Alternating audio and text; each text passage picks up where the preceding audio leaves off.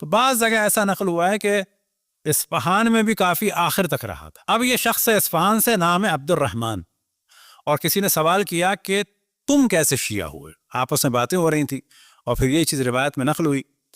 کہا کہ میں متوکل کی فوج میں تھا اور مجھے یہ بتایا گیا کہ رافضیوں کے امام کو آج متوکل بلا رہا ہے قتل کرنے، اور ہم سب فوج میں تھے، ظاہر کچھ نہیں کر سکتے. ہم لائن میں سب کھڑے تھے اور ان کو بلایا گیا اور وہ دربار میں داخل ہوئے، اور جب میں نے ان کو دیکھا تو میرے دل میں ایک محبت سی آئی. جوان تھے، امام تھے، اس کو بھی اللہ سبحانہ و تعالیٰ نے توفیق دی.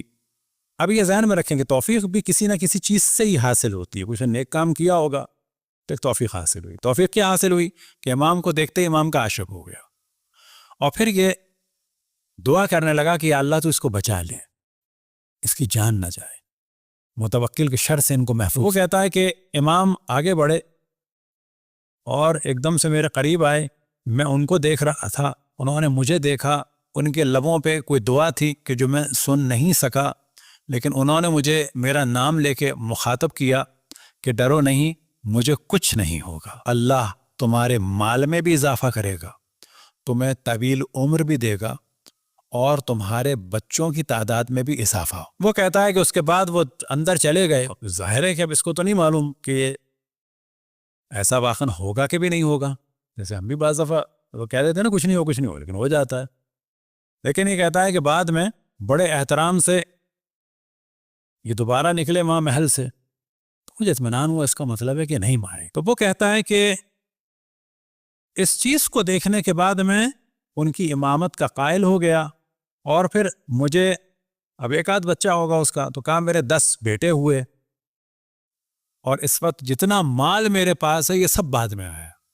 جب میں اس سفر سے واپس آیا ہوں تو مختلف جگہ سے مختلف طریقوں سے مجھے مال میں اضافہ ہو رہا، اور اس وقت میری عمر بھی دیکھو تو وہ اس وقت کافی بوڑھا ہو چکا تھا. صلوات پڑھیں بر محمد و آل محمد. اسی طرح سے شخص تھا، وہ نگینے پہ لکھنے کا کام کرتا تھا. وہ اہل بیت علیہ السلام کا چاہنے والا، اور وزیر نے اس کو نگ دیا تھا ایک اس کو لکھنے کے لیے، اور وہ نگ ٹوٹ گیا، 2 حصوں میں تقسیم ہو گیا. اور وہ امام کے پاس آیا اور کہا کہ میری جان چلی جائے گی، اتنا قیمتی نگینہ. نہ سمجھے کہ اس زمانے میں اس کی کوئی حیثیت نہیں تھی، نہ نگ کی آج بھی بہت حیثیت ہے.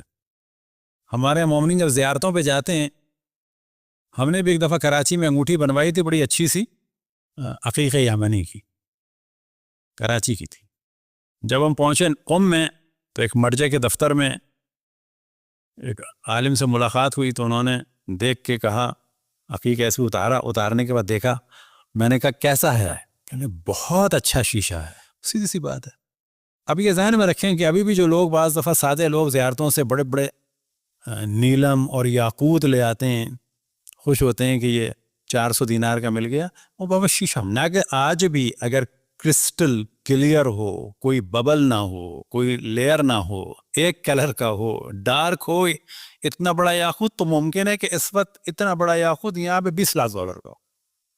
اب آپ کو 200 اور 400 دینار کا دے رہا ہے، مطمئن ہو جائیں شکر کر کے کہ بہت اچھا شیشہ دے رہا ہے. تو وہ ٹوٹ گیا، امام کے پاس آیا، امام نے دعا دی کچھ نہیں ہوگا. کہا وہ مجھے بلا رہا ہے، میری جان لے لے گا. کہا کچھ نہیں ہوگا. اب وہ امام کے پاس پہنچا اور کہا کہ جی میری اس آدمی نے کہ میں نے تمہیں بلایا ہے، اور بات یہ ہے کہ اس کو کچھ لکھنا دکھانا نہیں، میری بیویوں میں اختلاف ہو گیا ہے کہ کون لے گا. تو میں نے کہا اس کو 2 ٹکڑے کرا دیتا ہوں. تو یہاں سے پتا چلا کہ امام کی